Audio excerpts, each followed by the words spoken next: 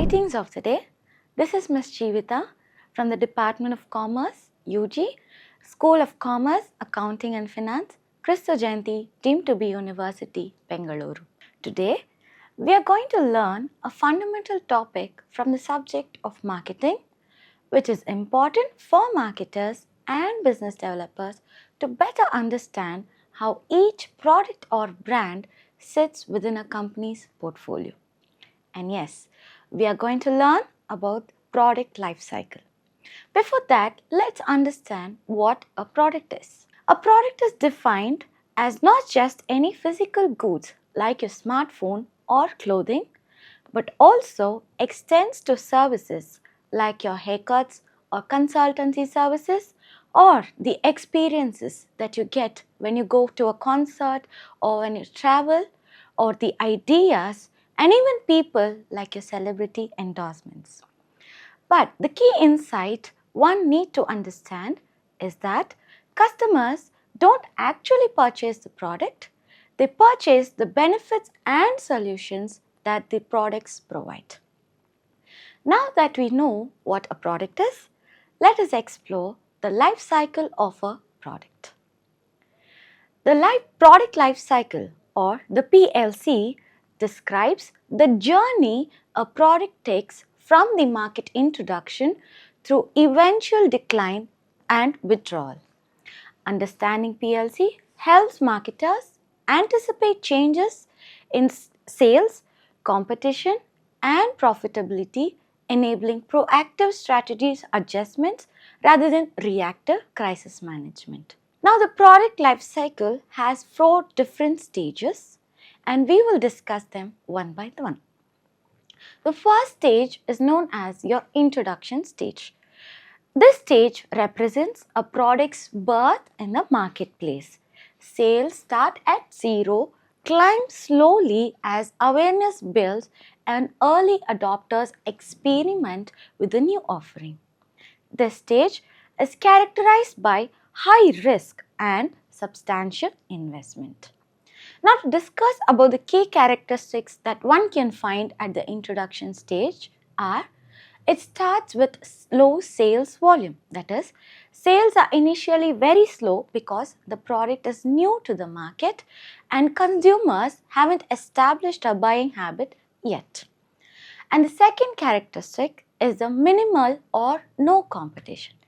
Since the product is often an innovative or a new entry into the market, there are very few, if there are any, direct competitors at this stage.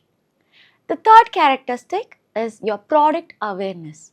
At this point of time, it is very low as the product is just been launched in the market and the majority of the target sales or the target market customers are unaware of its existence or benefits. Then, the company focuses on a limited distribution network. That is, they use a selective distribution strategy initially, focusing on high impact outlets to manage costs and control the launch. And finally, education to the customers about the products must be done on a heavily basis, because marketing is not just done to sell the product at this stage, but to explain what the product is and how it solves a problem. That is, to create a primary demand among the consumers at this point of time. Next, the product moves on to the second stage called the growth stage. At this point, the product has gained traction, that is, it has gained some attraction in the market and the sales accelerate rapidly. Word of mouth spreads, distribution expands, and economies of scale kick in. However, success attracts competitors who enter with similar offerings, often at lower prices or with the existing price but with an enhanced features in the product. Now, to discuss about the key characteristics at this point of the product, there is a rapid sales growth as it increases exponentially as the product gains widespread market acceptance, resulting in economies of scale. The second characteristics would be your increased profitability as the revenue increases faster than the cost, often leading to higher profit margins. And the third characteristic would be competitors' entry. Due to high growth potential, it attracts competitors who enter the market with similar products, leading to increased market competition. The third stage that the product enters is the maturity stage. This stage represents the product's peak market penetration. Most potential customers have already purchased, and this results in a very low growth in the sales. Competition intensifies as numerous players fight for market shares in this saturated market situation, often triggering price wars or margin erosion. Now, the key characteristics at this point of time is the market saturation. That is, the sales growth slows down, and because most potential customers have already purchased the product. The second characteristic is that there is an intensity of competition.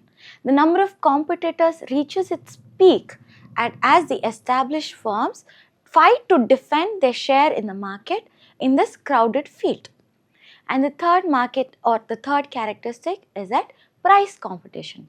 Because products become more similar or they become more standardized in the market, companies often engage in aggressive pricing, or in other terms we call it as price wars, to attract cost sensitive customers. And the final stage that the product goes through is called as the decline stage.